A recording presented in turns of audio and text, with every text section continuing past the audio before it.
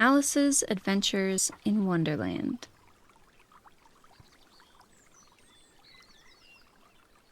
All in the golden afternoon, full leisurely we glide, for both our oars with little skill by little arms are plied. While little hands make vain pretense our wanderings to guide. Ah, cruel three, in such an hour, beneath such dreamy weather, to beg a tale of breath too weak, to stir the tiniest feather. Yet, what can one poor voice avail against three tongues together? Imperious Prima flashes forth her edict to begin it. In gentler tones, Secunda hopes there will be nonsense in it, while Tertia interrupts the tale not more than once a minute. Anon to sudden silence won, in fancy they peruse the dream child moving through a land of wonders wild and new.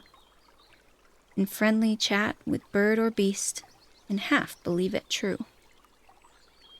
And ever, as the story drained the wells of fancy dry, and faintly strove that weary one to put the subject by, the rest next time, it is next time, the happy voices cry. Thus grew the tale of Wonderland, thus slowly one by one, its quaint events were hammered out, and now the tale is done. And home we steer, a merry crew, beneath the setting sun. Alice, a childish story take, and with a gentle hand, lay it where childhood's dreams are twined, in memory's mystic band. Like pilgrims' withered wreath of flowers, plucked in a far-off land.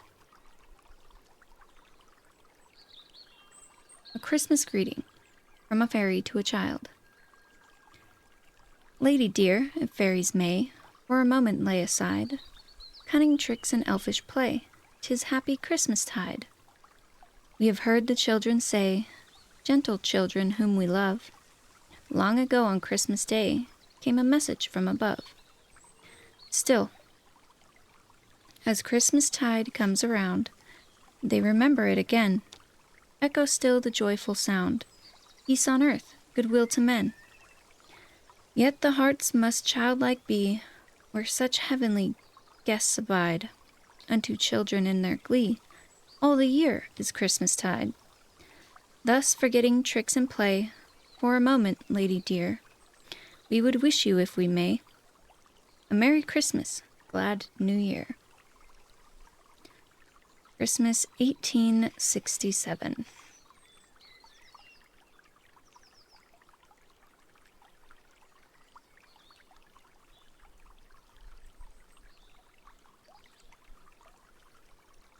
Chapter 1.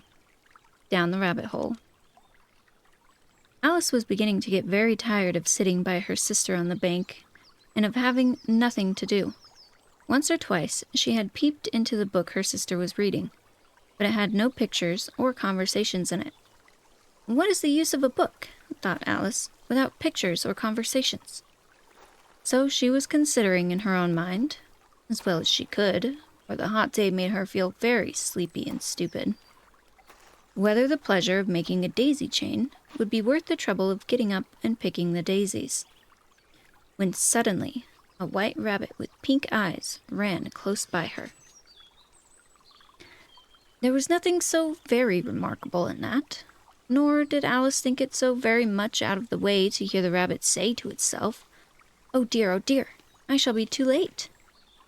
When she thought it over afterwards, it occurred to her that she ought to have wondered at this, but at the time it all seemed quite natural. But when the rabbit actually took a watch out of its waistcoat pocket and looked at it and then hurried on, Alice started to her feet, for it flashed across her mind that she had never before seen a rabbit with either a waistcoat pocket or a watch to take out of it. And burning with curiosity, she ran across the field after it, and was just in time to see it pop down a large rabbit hole under the hedge. In another moment, down went Alice after it, never once considering how in the world she was to get out again. The rabbit hole went straight on like a tunnel for some way, and then dipped suddenly down, so suddenly that Alice had not a moment to think about stopping herself before she found herself falling down what seemed to be a very deep well.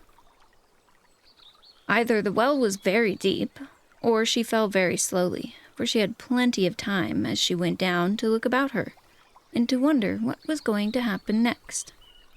First, she tried to look down and make out what she was coming to, but it was too dark to see anything. Then she looked at the sides of the well, and noticed that they were filled with cupboards and bookshelves. Here and there she saw maps and pictures hung upon pegs. She took down a jar from one of the shelves as she passed. It was labeled orange marmalade. But to her great disappointment, it was empty. She did not like to drop the jar for fear of killing somebody underneath, so managed to put it onto one of the cupboards as she fell past it. Well, thought Alice to herself, after such a fall as this, I shall think nothing of tumbling downstairs. How brave they'll all think me at home. Why, I wouldn't say anything about it, even if I fell off the top of the house, which was very likely true. Down, down, down. Would the fall never come to an end? I wonder how many miles I've fallen by this time, she said aloud. I must be getting somewhere near the center of the earth. Let me see, that would be 4,000 miles down, I think. For you see, Alice had learnt several things of this sort in her lessons in the schoolroom, and though this was not a very good opportunity for showing off her knowledge, as there was no one to listen to her, it still was good practice to say it over. Yes, that's about the right distance. But then, I wonder what latitude or longitude I've got to. Alice had not the slightest idea what latitude was, or longitude either, but she thought they were nice, grand words to say. Presently, she began again. I wonder if I shall fall right through the earth. How funny it'll seem to come out among the people that walk with their heads downwards. The antipodes, I think. She was rather glad there was no one listening this time, as it didn't sound at all the right word. But I shall have to ask them what the name of the country is, you know. Please, ma'am, is this New Zealand or Australia? And she tried to curtsy as she spoke. Fancy, curtsying as you're falling through the air. Do you think you could manage it? And what an ignorant little girl she'll think me for asking. No, it'll never do to ask. Perhaps I shall see it written up somewhere. Down, down, down. There was nothing else to do. So, Alice soon began talking again. Dinah'll miss me the very much tonight, I should think. Dinah was the cat. I hope they'll remember her saucer of milk at tea time. Dinah, my dear, I wish you were down here with me. There are no mice in the air, I'm afraid, but you might catch a bat, and that's very like a mouse, you know. But do cats eat bats, I wonder? And here Alice began to get rather sleepy, and went on saying to herself, in a dreamy sort of way, Do cats eat bats? Do cats eat bats? And sometimes, do bats eat cats? For you see, as she couldn't answer either question, it didn't much matter which way she put it. She felt that she was dozing off, and she had just begun to dream that she was walking hand in hand with Dinah, and was saying to her very earnestly, Now, Dinah, tell me the truth. Did you ever eat a bat? When suddenly, thump, thump, down she came upon a heap of sticks and dry leaves, and the fall was over. Alice was not a bit hurt, and she jumped up onto her feet in a moment. She looked up, but it was all dark overhead. Before her was another long passage, and the white rabbit was still in sight, hurrying down it. There was not a moment to be lost. Away went Alice like the wind, and was just in time to hear it say, as it turned a corner, Oh, my ears and whiskers, how late it's getting! She was close behind it when she turned the corner, but the rabbit was no longer to be seen. She found herself in a long, low hall, which was lit up by a row of lamps hanging from the roof. There were doors all around the hall, but they were all locked. And when Alice had been all the way down one side and up the other, trying every door, she walked sadly down the middle, wondering how she was ever to get out again. Suddenly, she came upon a little three-legged table, all made of solid glass. There was nothing on it but a tiny golden key, and Alice's first idea was that this might belong to one of the doors of the hall. But alas, either the locks were too large or the key was too small. But at any rate, it would not open any of them. However, on the second time around, she came upon a low curtain she had not noticed before, and behind it was a little door about 15 inches high. She tried the little golden key in the lock, and to her great delight, it fitted. Alice opened the door and found that it led into a small passage, not much larger than a rat hole. She knelt down and looked along the passage into the loveliest garden you ever saw. How she longed to get out of that dark hall and wander about among those beds of bright flowers and those cool fountains. But she could not even get her head through the doorway. And even if my head would go through, thought poor Alice, it would be of very little use without my shoulders. Oh, how I wish I could shut up like a telescope. Think I could, only I knew how to begin. For you see, so many out-of-the-way things had happened lately, that Alice had begun to think that very few things indeed were really impossible.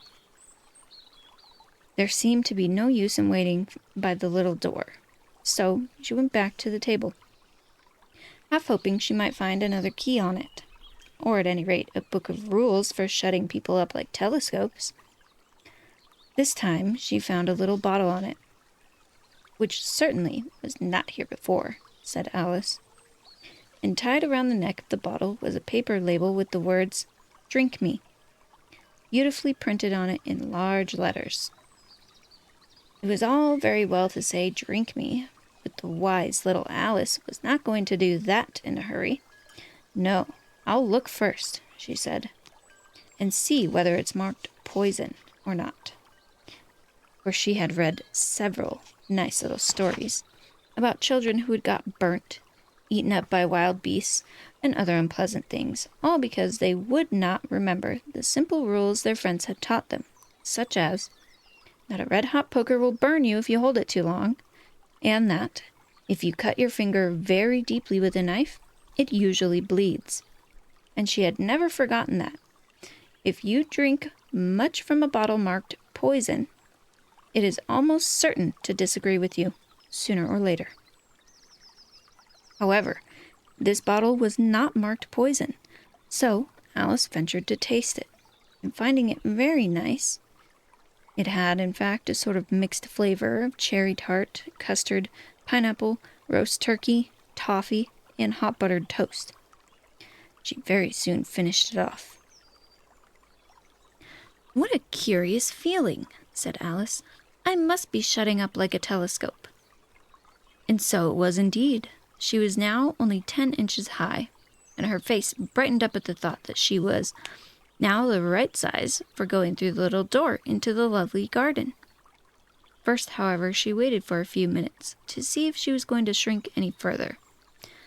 She felt a little nervous about this. "For it might end, you know," Alice said to herself, "in my going out altogether, like a candle. I wonder what I should be like then."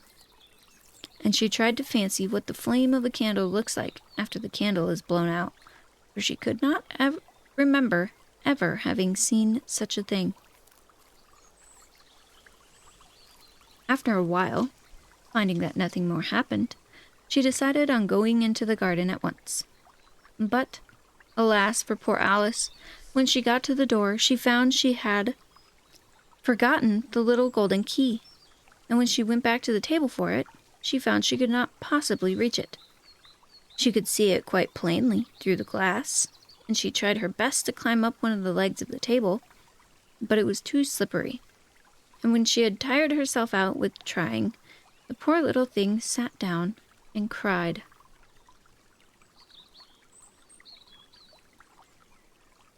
"Come, there's no use in crying like that," Alice said to herself rather sharply. I advise you to leave off this minute." She generally gave herself very good advice, though she seldom followed it. And sometimes she scolded herself so severely to bring tears into her eyes. And once she remembered trying to box her own ears for having cheated herself in a game of croquet she was playing against herself. For this curious child was very fond of pretending to be two people. "But it's no use now," thought poor Alice, "to pretend to be two people. Why, there's hardly enough left of me to make one respectable person." Soon her eye fell on a little glass box that was laying under the table.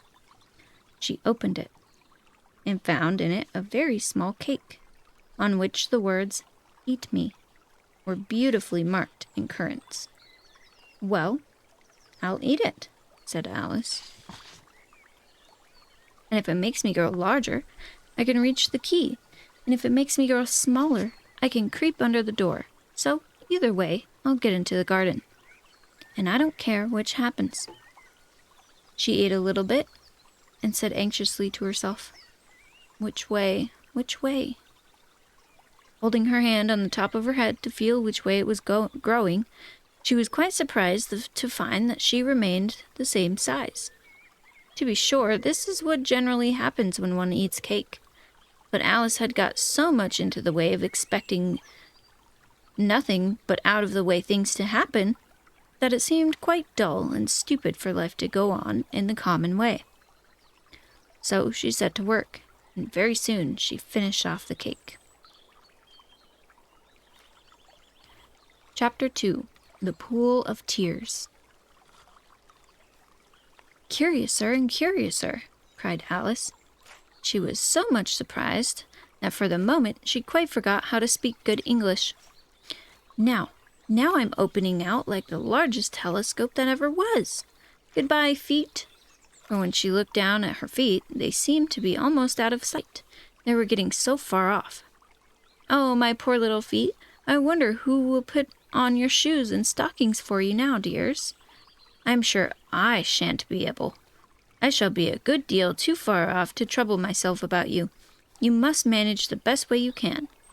But I must be kind to them," thought Alice, "or perhaps they won't walk the way I want to go. Let me see. I'll give them a new pair of boots every Christmas." And she went on planning to herself how she would manage it.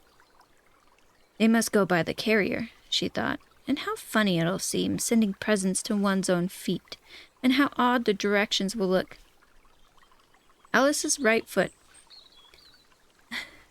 Hearth rung, near the fender, with Alice's love. Oh dear, what nonsense I'm talking." Just at this moment, her head struck against the roof of the hall. In fact, she was now rather more than 9 feet high, and she at once took up the little golden key and hurried off to the garden door. Poor Alice! It was as much as she could do lying down on one side to look through the garden with one eye. But to get through was more hopeless than ever. She sat down and began to cry again. "You ought to be ashamed of yourself," said Alice, "a great girl like you." She might well say this. "To go on crying this way. Stop this moment, I tell you." But she went on all the same, shedding gallons of tears until there was a large pool around her, about 4 inches deep and reaching half down the hall. After a time, she heard a little pattering of feet in the distance. She hastily dried her eyes to see what was coming. It was the White Rabbit, returning splendidly dressed, with a pair of white kid gloves in one hand and a large fan in the other. He came trotting along in a great hurry, muttering to himself as he came, "Oh, the Duchess, the Duchess! Oh, won't she be savage if I've kept her waiting?" Alice felt so desperate that she was ready to ask for help of anyone.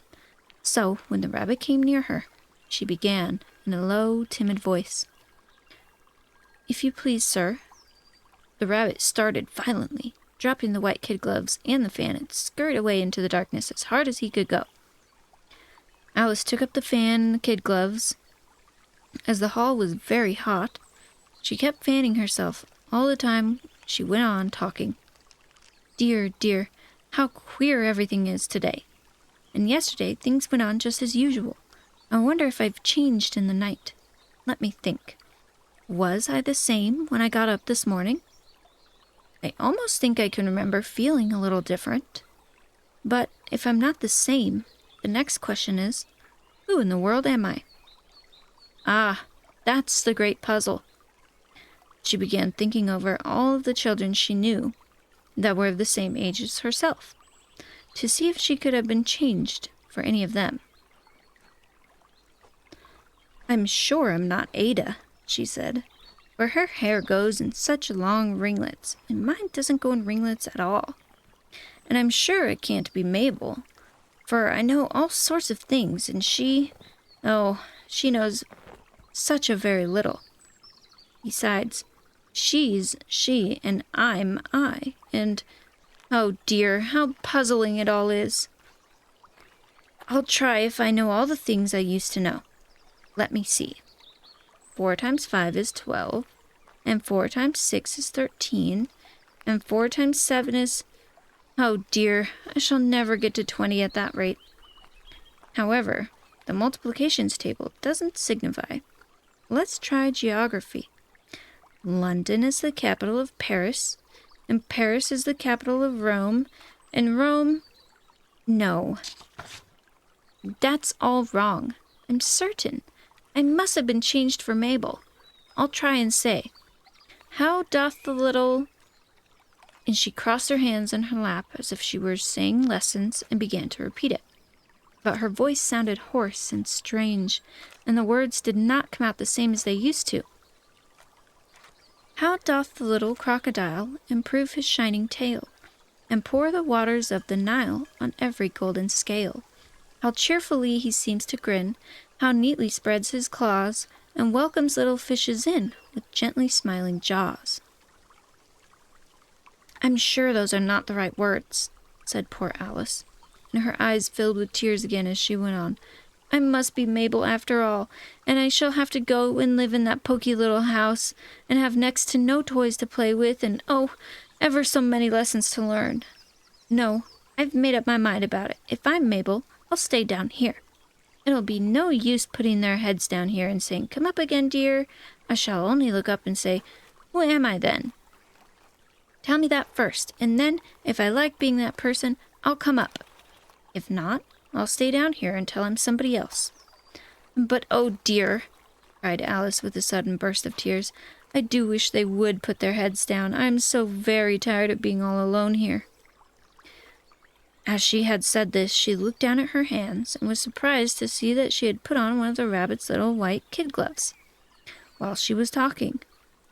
How can I have done that? She thought. I must be growing small again. She got up and went to the table to measure herself by it, and found that it was nearly as she could guess. She was now about 2 feet high, and was going on shrinking rapidly. She soon found out that the cause of this was the fan she was holding, and she dropped it hastily, just in time to save herself from shrinking away altogether. That was a narrow escape, said Alice, a good deal frightened at the sudden change, but very glad to find herself still in existence. And now for the garden. And she ran with all speed back to the little door. But alas! The little door was shut again, and the little golden key was lying on the glass table as before. And things are worse than ever, thought the poor child. For I never was so small as this before, never, and I declare it's too bad that it is. As she said these words, her foot slipped, and in another moment, splash, she was up to her chin in salt water.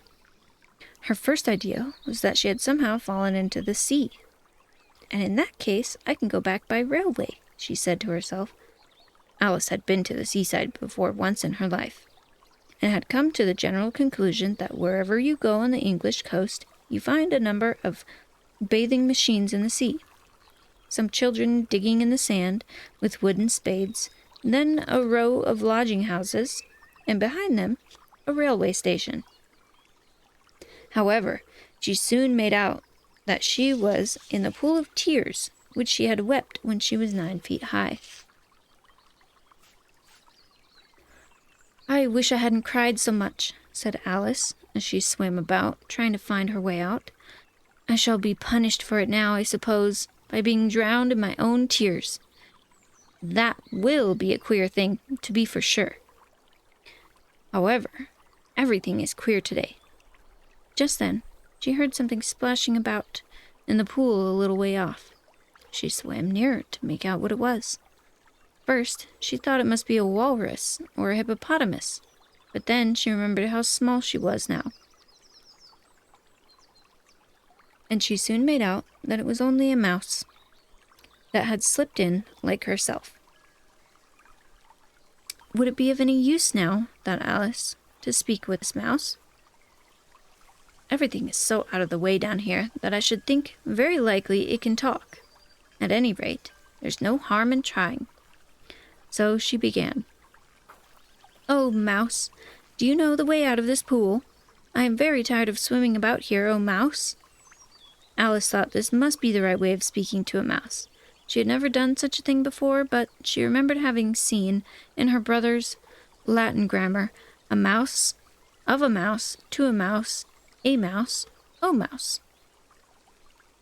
The mouse looked at her rather inquisitively. It seemed to her to wink with one of its little eyes, but it said nothing.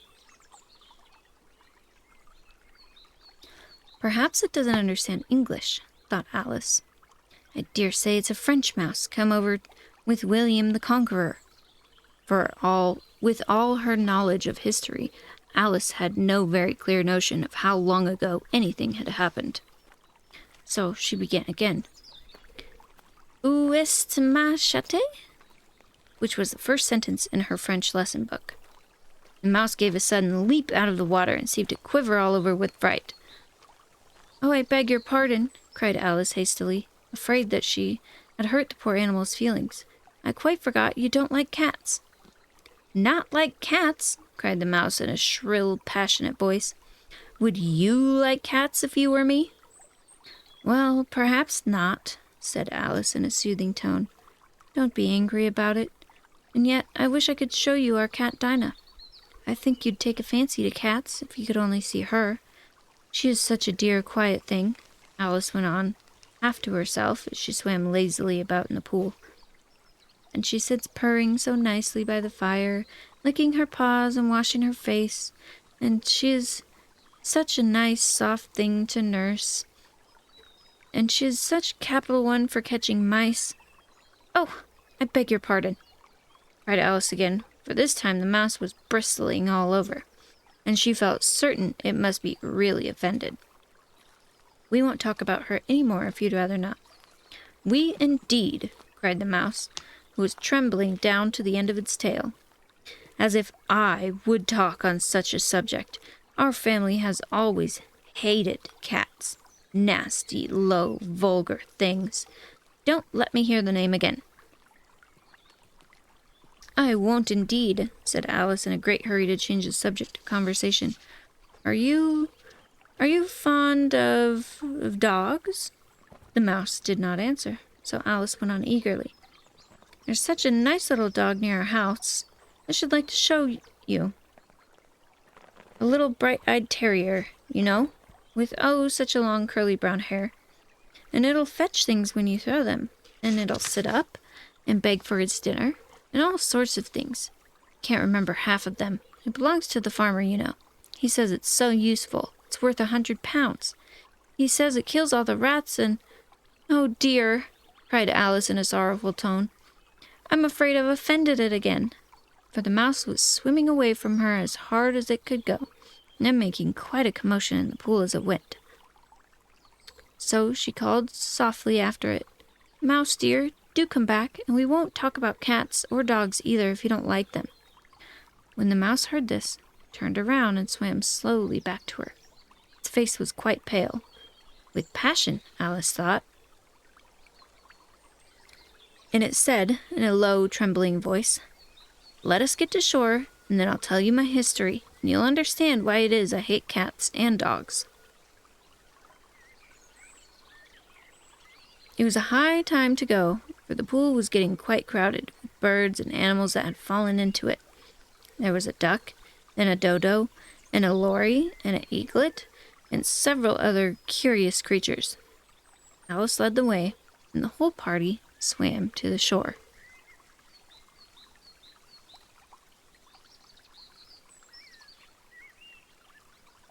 Chapter 3. A caucus race and a long tail.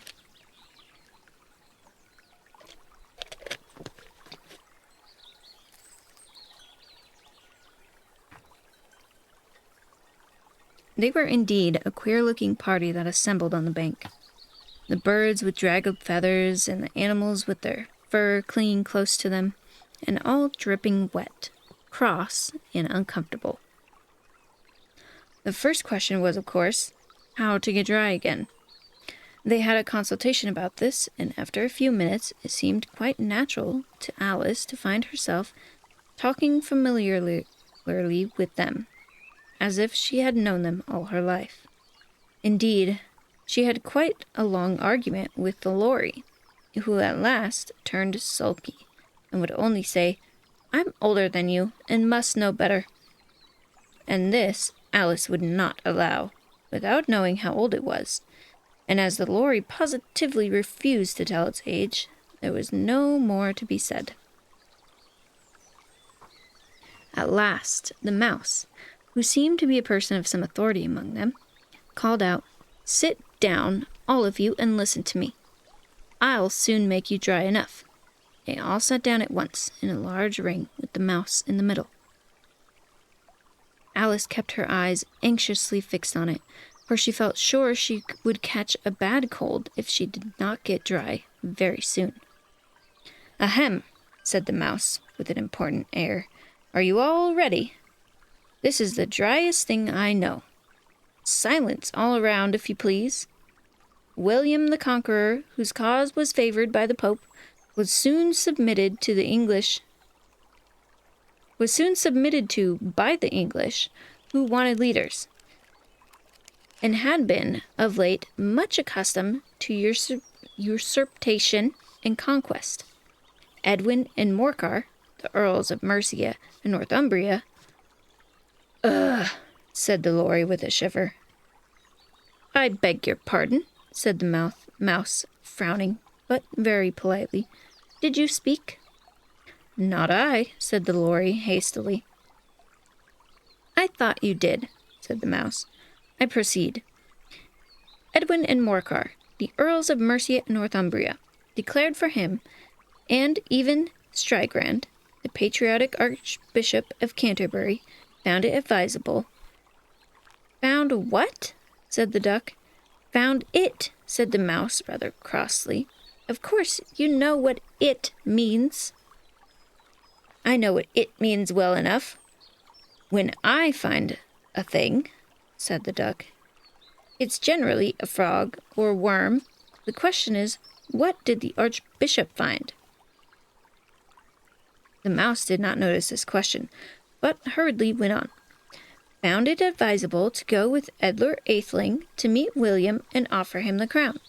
William's conduct at first was moderate, but the insolence of his Normans— How are you getting on now, my dear?" it continued, turning to Alice as it spoke. "As wet as ever," said Alice in a melancholy tone. "It doesn't seem to dry me at all." "In that case," said the dodo solemnly, rising to its feet, "I move that the meeting adjourn for the immediate adoption of more energetic remedies."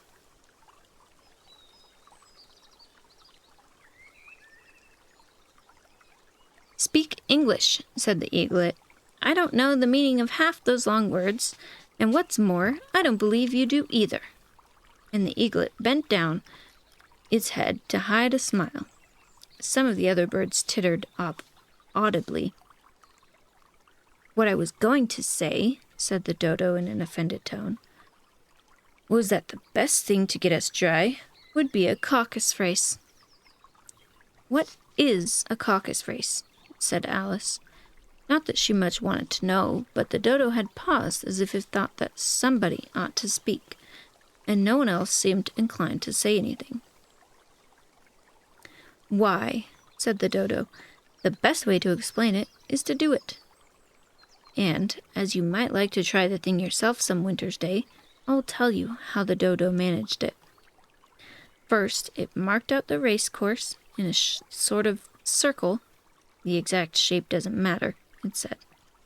And then all the party were placed along the course, here and there.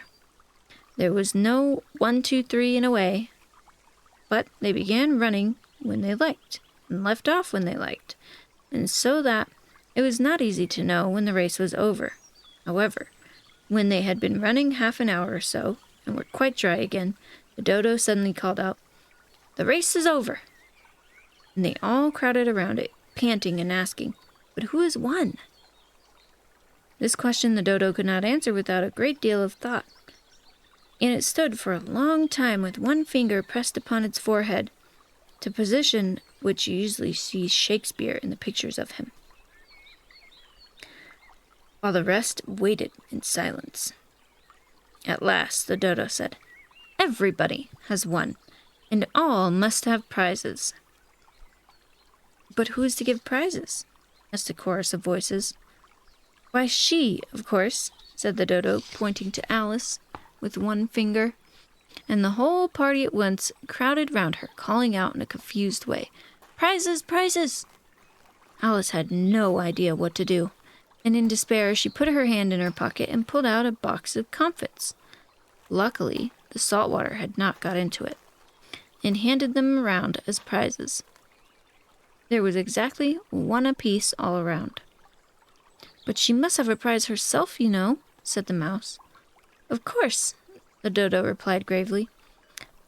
'What else have you got in your pocket?' it went on, turning to Alice. 'Only a thimble,' said Alice sadly. 'Hand it over here,' said the dodo. Then they all crowded around her once more, while the dodo solemnly presented the thimble, saying, We beg your acceptance of this elegant thimble." When it had finished this short speech, they all cheered. Alice thought the whole thing very absurd, but they all looked so grave that she did not dare to laugh. And, as she could not think of anything to say, she simply bowed and took the thimble, looking as solemn as she could. The next thing was to eat the comfits. This caused some noise and confusion, as the large birds complained that they could not taste theirs, and the small ones choked and had to be patted on the back. However, it was over at last, and they sat down again in a ring and begged the mouse to tell them something more. "You promised to tell me your history, you know," said Alice, "and why it is you hate C and D," she added in a whisper, half afraid that it would be offended again. "Mine is a long and sad tale," said the mouse, turning to Alice and sighing. "It is a long tale, certainly," said Alice, looking down with wonder at the mouse's tail. "But why do you call it sad?" And she kept on puzzling about it while the mouse was speaking, so that her idea of the tale was something like this.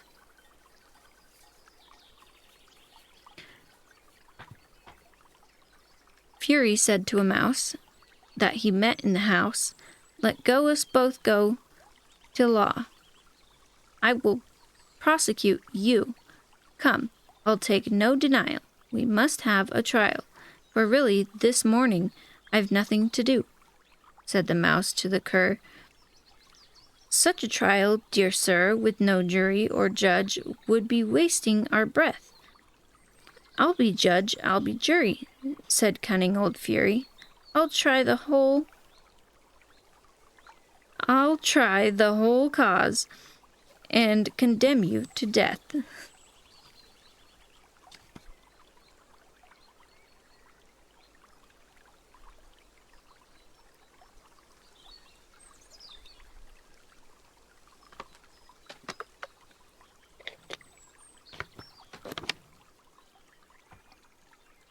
"You are not attending," said the mouse to Alice severely. "What are you thinking of?"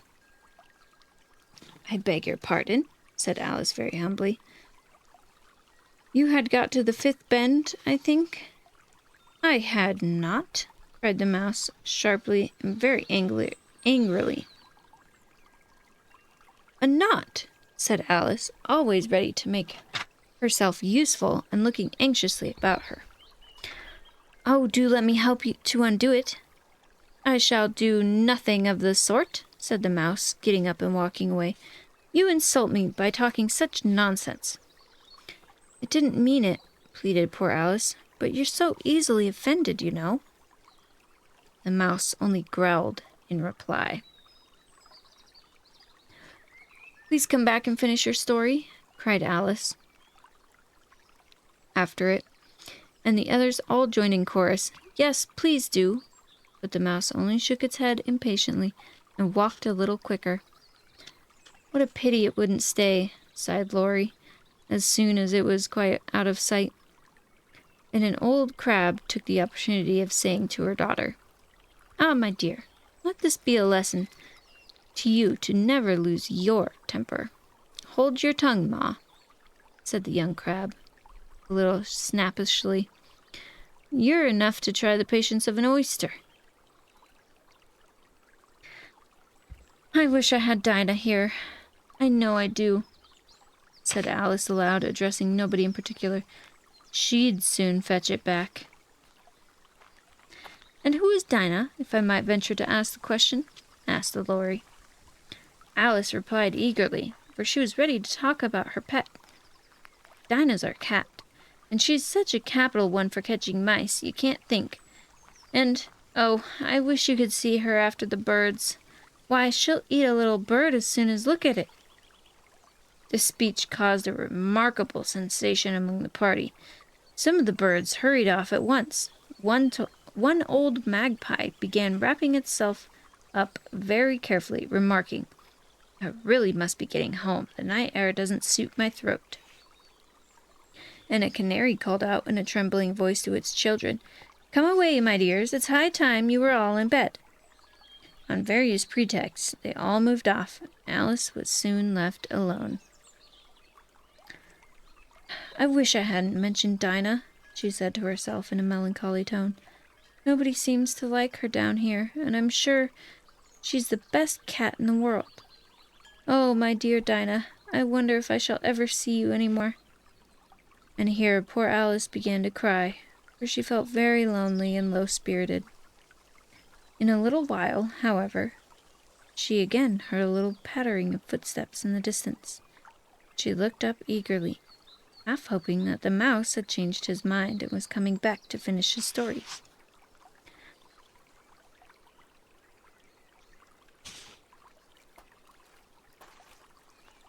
Oh no.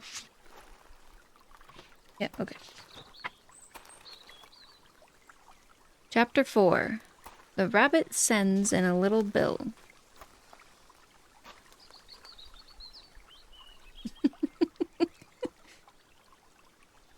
It is very weird, yes.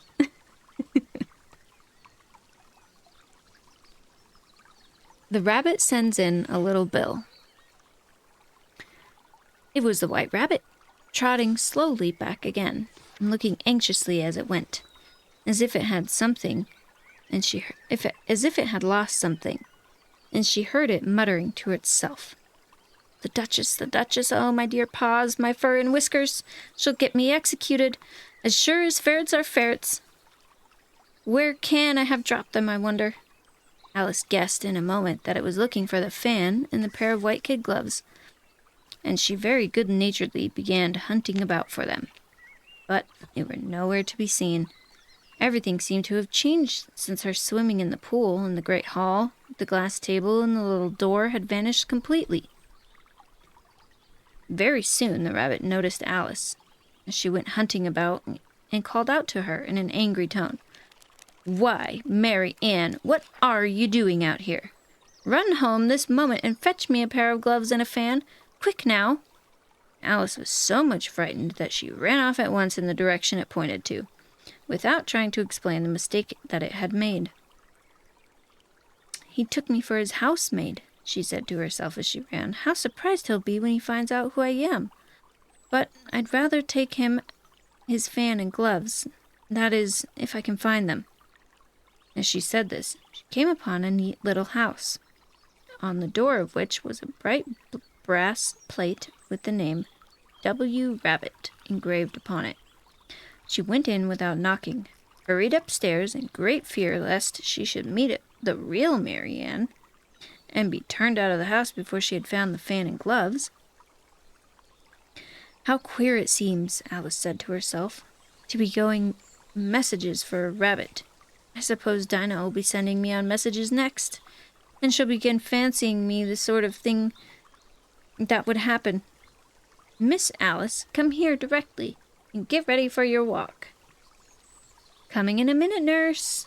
But I've got to watch this mouse hole till Dinah comes back, and see that the mouse doesn't get out.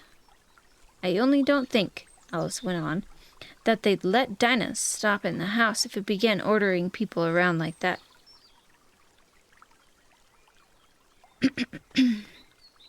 By this time, she had found her way into a tidy little room with a table in the window, and on it, as she had hoped, a fan and 2 or 3 pairs of tiny white kid gloves. She took up the fan and a pair of the gloves and was just going to leave the room when her eye fell upon a little bottle that stood near the looking-glass. There was no label this time, with the words, "Drink me," but nevertheless she uncorked it and put it to her lips. "I know something interesting is sure to happen," she said to herself, "whenever I eat or drink anything. So I'll just see what this bottle does. I do hope it'll make me grow large again, for I really am quite tired of being such a tiny little thing." It did so indeed, and much sooner than she had expected. Before she had drunk half the bottle, she found her head pressing against the ceiling, and had to stoop to save her neck from being broken. She hastily put down the bottle, saying to herself, "That's quite enough. I hope I shan't grow any more. As it is, I can't get out the door. I do wish I hadn't drunk quite so much." Alas, it was too late to wish that. She went on growing and growing and growing, and very soon had to kneel down on the floor. In another minute there was not even room for this, and she had tried the effect of laying down with one elbow against the door, and the other arm curled around her head. Still she went on growing, and as a last resource she put one arm out of the window and one foot up the chimney, and said to herself, "Now I can do no more. Whatever happens, what will become of me?" Luckily for Alice, the little magic bottle had now had its full effect, and she grew no larger. She was still very uncomfortable.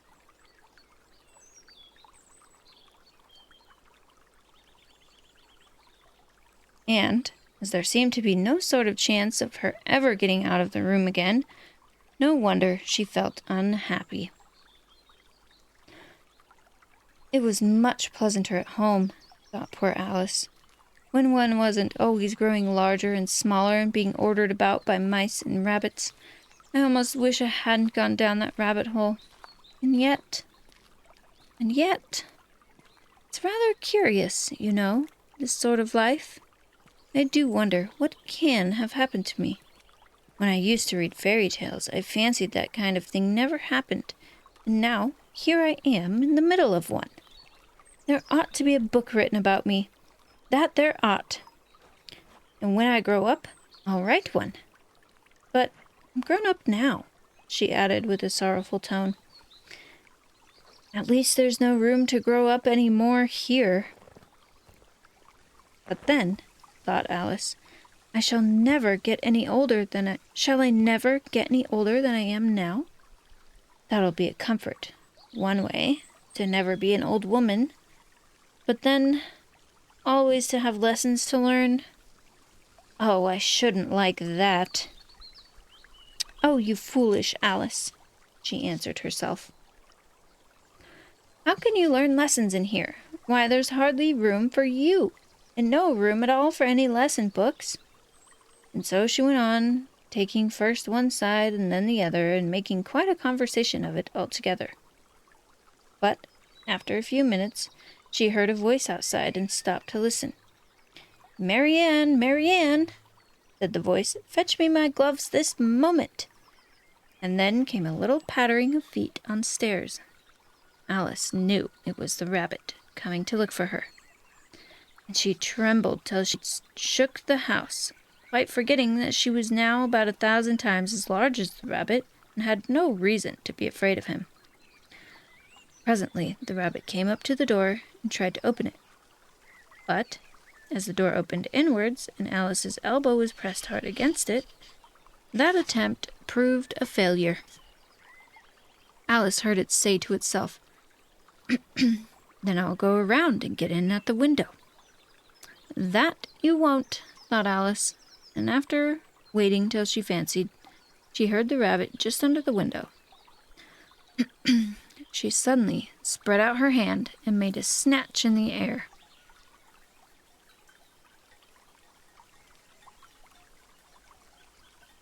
She did not get a hold of anything, but she heard a little shriek and a fall and a crash of broken glass, from which she concluded that it was just as possible it had fallen into a cucumber frame or something of the sort. Next came an angry voice, the rabbit's. "Pat, Pat, where are you?" And then a voice she had never heard before. "Sure then I'm here, digging for apples, your honor." "Digging for apples, indeed," said the rabbit angrily. "Here, come help me out of this." Sounds of more broken glass. "Now tell me, Pat, what's that in the window?" "Sure, it's an arm, your honor." He pronounced it "arm." "An arm, you goose. Who ever saw one that size? Why, it fills the whole window." "Sure it does, your honor, but it's an arm for all that." "Well, it's got no business here at any rate. Go and take it away." There was a long silence after this, and Alice could only hear whispers now and then, such as, "Sure, I don't like it, your honor, at all, at all." "Do as I tell you, you coward." And at last she spread out her hand again and made another snatch in the air. This time there were 2 little shrieks and more sounds of broken glass. "What a number of cucumber frames there must be," thought Alice. "I wonder what they'll do next. As for pulling me out of the window, I only wish they could. I'm sure I don't want to stay in here any longer." She waited for some time without hearing anything more. At last came a rumbling of little cartwheels and the sound of a good many voices, and all talking together. She made out the words, "Where's the other ladder? Why, I hadn't to bring one. Bill's got the other. Bill, fetch it here, lad. Here, put 'em up at this corner. No, tie 'em together first. They don't reach half high enough yet. Oh, they'll do well enough. Don't be particular. Here, Bill, catch hold of this rope. Will the roof bear? Mind that loose slate. Oh, it's coming down, heads below." A loud crash. "Now, who did that?" "It was Bill, I fancy." "Who's to go down the chimney?" "Nay, I shan't. You do it." "That I won't, then." "Bill's got to go down." "Here, Bill. The master says you've got to go down the chimney." "Oh, so Bill's got to come down the chimney, has he?" said Alice to herself. "Why, they seem to put everything upon Bill. I wouldn't be in Bill's place for a good deal. This fireplace is narrow, to be sure, but I think I can kick a little." She drew her foot as far down the chimney as she could and winced until she heard a little animal. She couldn't guess what sort it was, scratching and scrambling about the chimney close above her. Then, saying to herself, "This is Bill," she gave one sharp kick and waited to see what would happen next. The first thing she heard was a general chorus of "There goes Bill," and then the rabbit's voice alone, "Catch him, you by the hedge." In the silence, and then another confusion of voices. Hold up his head. Brandy now. Don't choke him. How old was it, fellow? How was it, old fellow? What happened to you? Tell us about it. Last came a feeble, squeaking voice. That's Bill, thought Alice. Well, I hardly know. No more, thank ye. I'm better now. But I'm a deal too flustered to tell you. All I know is something comes at me like a jack-in-the-box, and up I goes like a skyrocket. So you did, old fellow, said the others. We must burn the house down, said the rabbit's voice. And Alice called out as loud as she could, If you do, I'll set Dinah at you.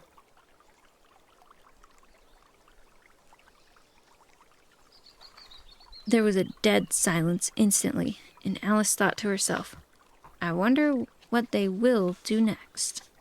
If they had any sense, they'd take the roof off. After a minute or two, they began moving about again.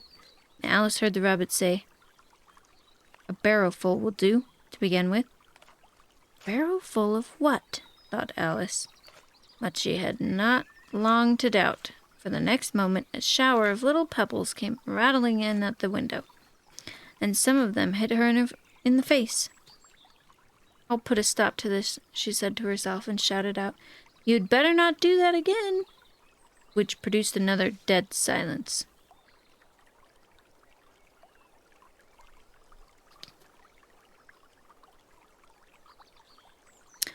Alice noticed, with some surprise, that the pebbles were all turning into little cakes as they lay on the floor. And a bright idea came to her head. If I eat one of these cakes, she thought, it's sure to make some change in my size. And, as it can't possibly make me larger, it must make me smaller, I suppose. So she swallowed one of the cakes and was delighted to find that she began shrinking directly. As soon as she was small enough to get through the door, she ran out of the house and found quite a crowd of little animals and birds waiting outside. The poor little lizard, Bill, was in the middle of being held up by 2 guinea pigs, who were giving it something out of a bottle.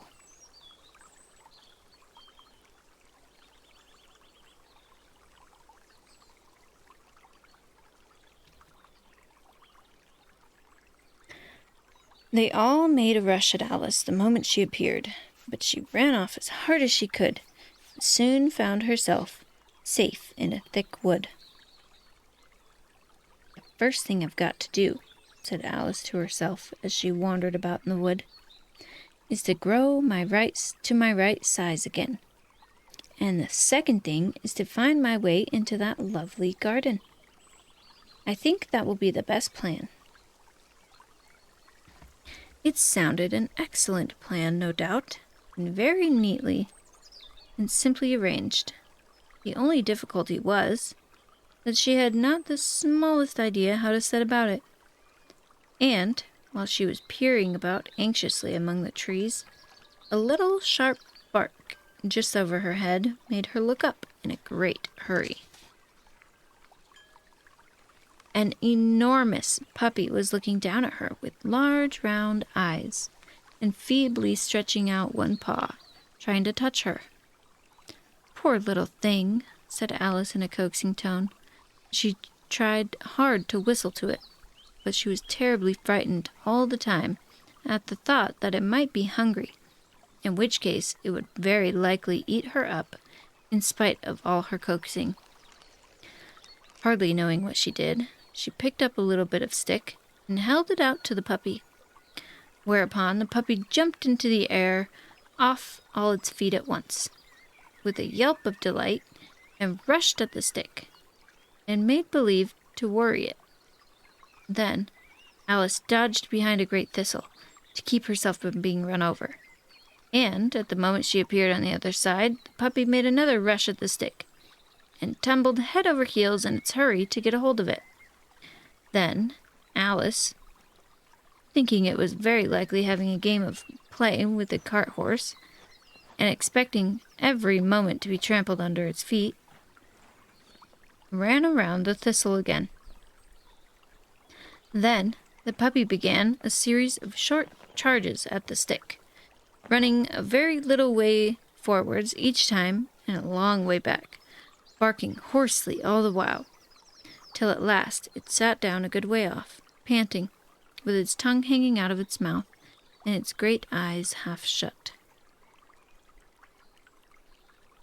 This seemed to Alice a good opportunity for making her escape.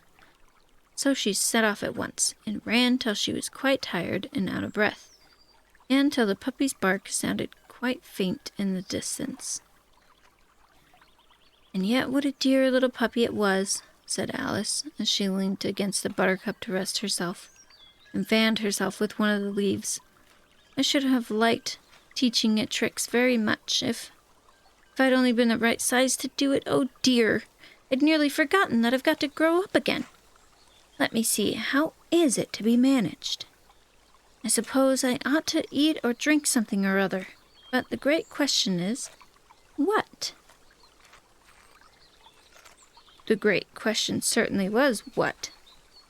Alice looked all around her at the flowers and the blades of grass, but she could not see anything that looked like the right thing to eat or drink under the circumstances. There was a large mushroom growing near her, about the same height as herself, and when she had a look under it, and on both sides of it, and behind it, it occurred to her she might as well look and see what was on top of it. She stretched herself up on tiptoe and peeped up the edge of the mushroom, and her eyes immediately met those of a large blue caterpillar that was sitting on the top with its arms folded, quietly smoking a hookah, and not taking the smallest notice of her or of anything else.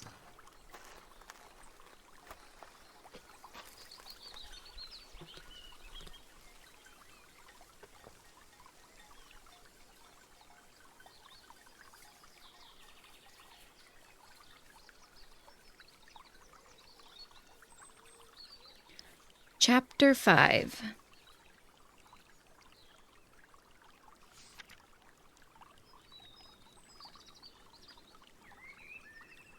Advice from a Caterpillar. The caterpillar and Alice looked at each other for some time in silence. At last, the caterpillar took the hookah out of its mouth and addressed her in a languid, sleepy voice. "Who are you?" said the caterpillar. This was not an encouraging opening for a conversation.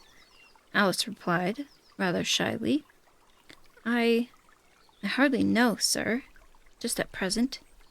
At least, I know who I was when I got up this morning, but I think I must have changed several times since then." "What do you mean by that?" said the caterpillar sternly. "Explain yourself." "I can't explain myself, I'm afraid, sir," said Alice, "because I'm not myself, you see." "I don't see," said the caterpillar. "I'm afraid I can't put it more clearly," Alice replied very politely, "for I can't understand it myself, to begin with.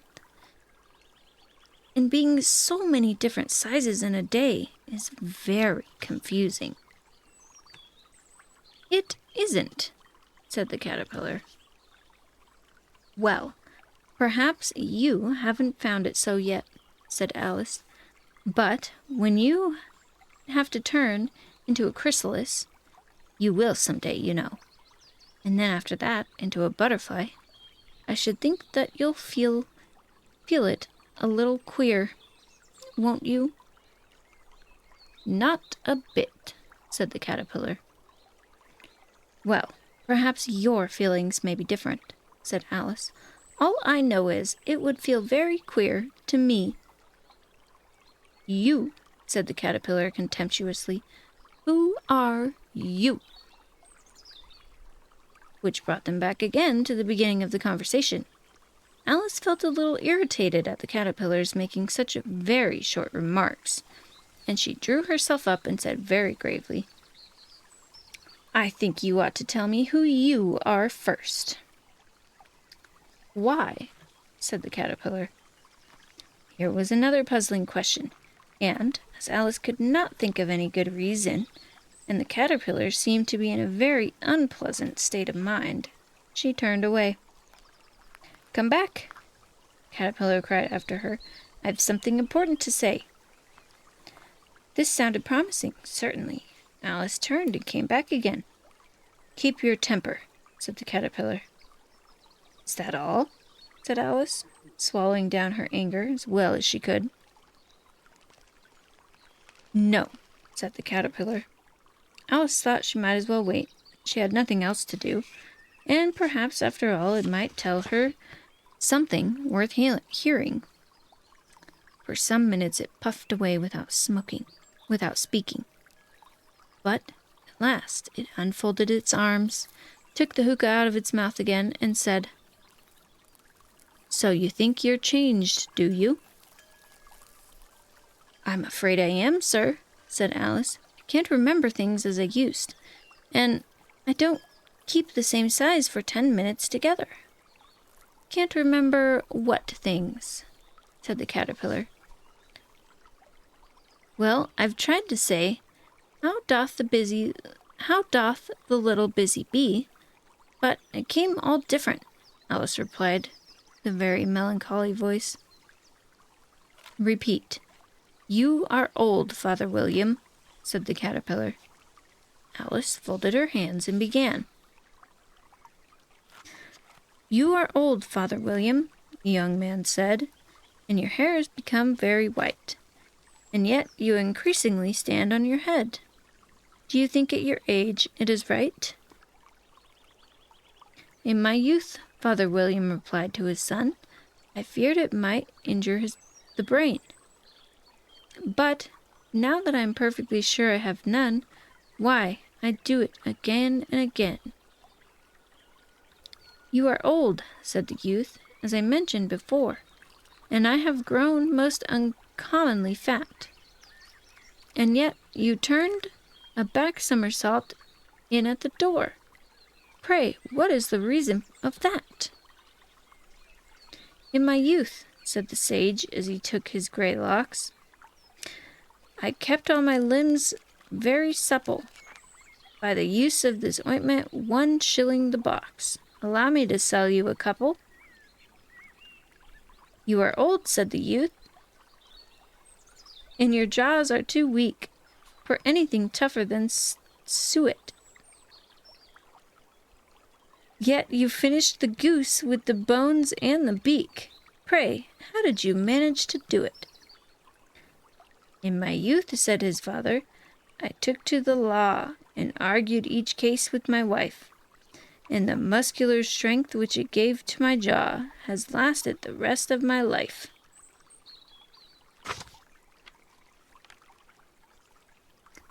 "You are old," said the youth, "and one would hardly suppose that your eye was as steady as ever, yet you balanced an eel on the end of your nose.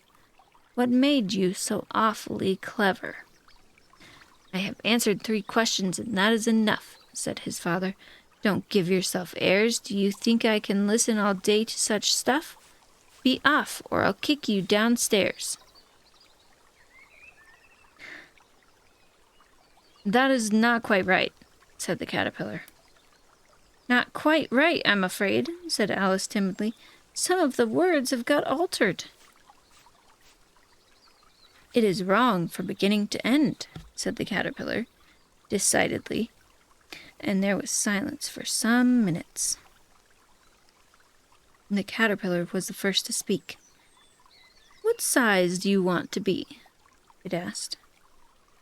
"Oh, I'm not particular as to size," Alice hastily replied.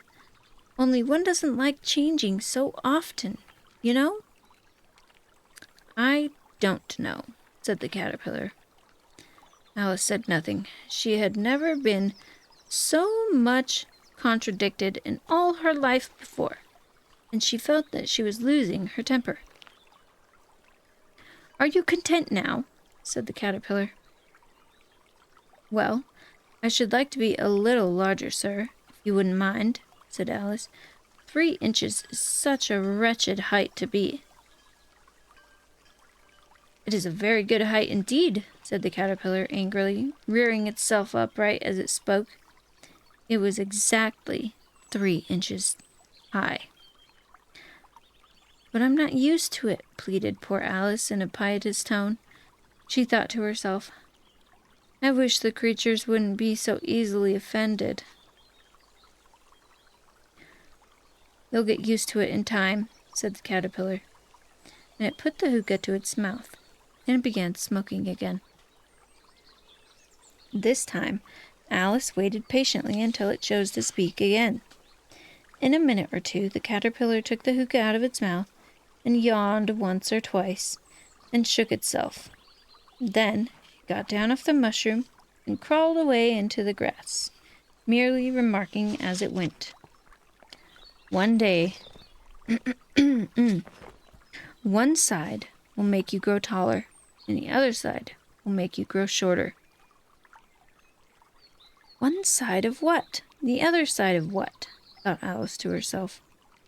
"Of the mushroom," said the caterpillar, just as if she had asked it aloud. And in another moment it was out of sight. Alice remained looking thoughtfully at the mushroom for a minute, trying to make out which were the two sides of it, and, as it was perfectly round, she found this a very difficult question. However, at last she stretched her arms around it as far as they would go, and broke off a bit of the edge with each hand. "And now which is which?" she said to herself, and nibbled a little on the right hand bit to try the effect. The next moment she felt a violent blow underneath her chin. It had struck her foot. She was a good deal frightened by this very sudden change, but she felt that there was no time to be lost, as she was shrinking rapidly, so she set to work at once to eat some of the other bit. Her chin was pressed so closely against her foot that there was hardly any room to open her mouth, but she did it at last, and managed to swallow a morsel of the left-hand bit.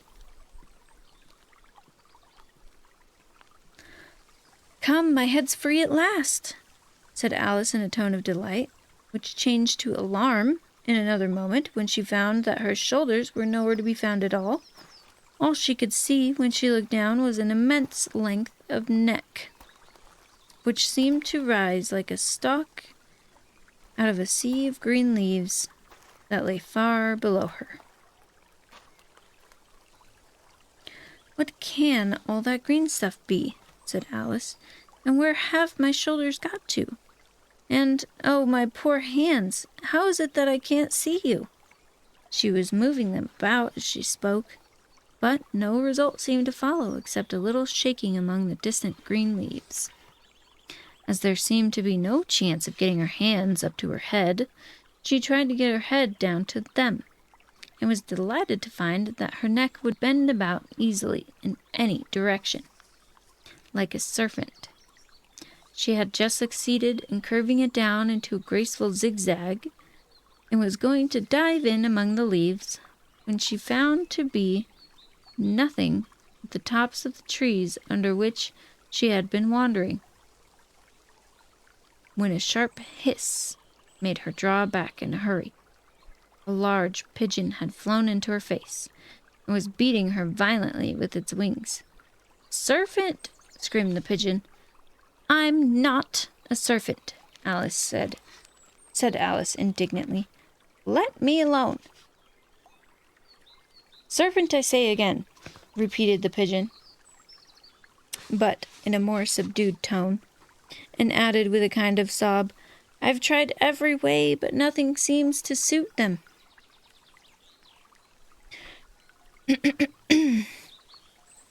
"I haven't in the least idea what you're talking about," said Alice. "I've tried the roots of trees, I've tried the banks, and I've tried the hedges," the pigeon went on without attending to her, "but those serpents, there's no pleasing them."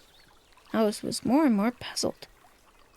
But she thought there was no use in saying anything more until the pigeon had finished.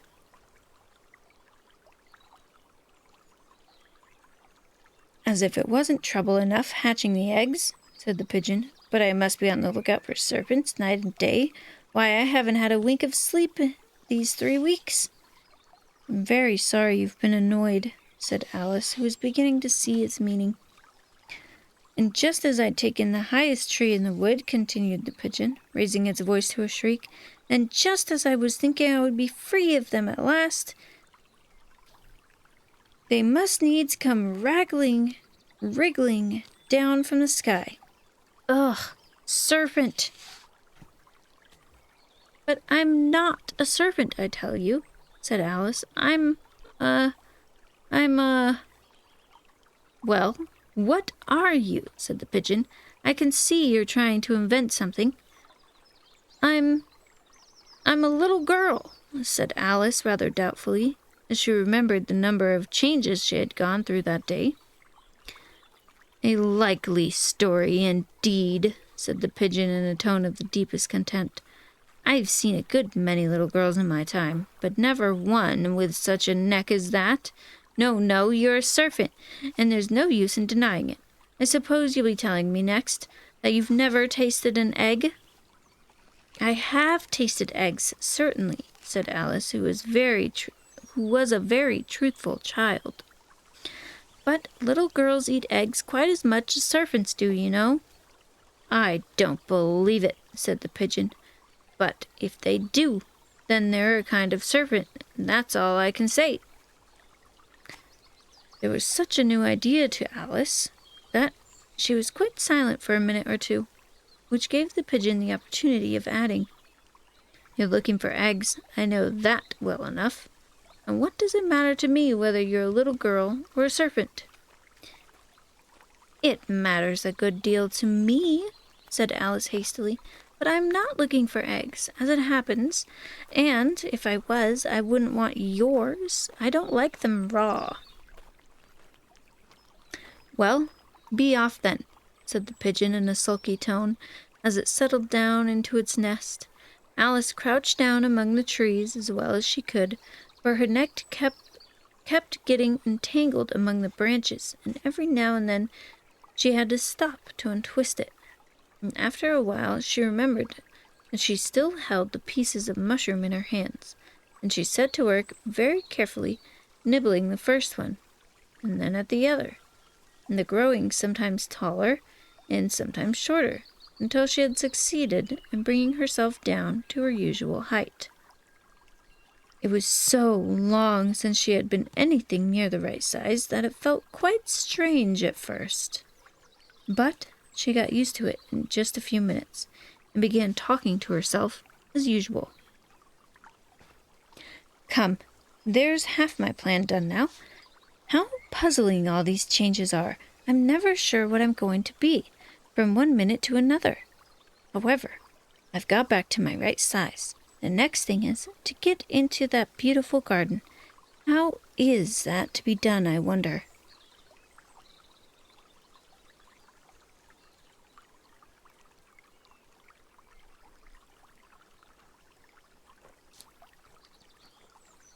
As she said this, she came suddenly upon an open place, with a little house in it about 4 feet high.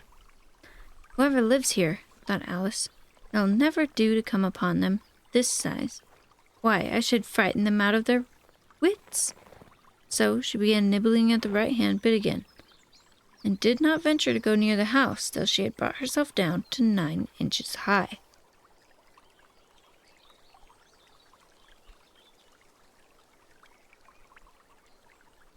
Chapter 6. Pig and Pepper.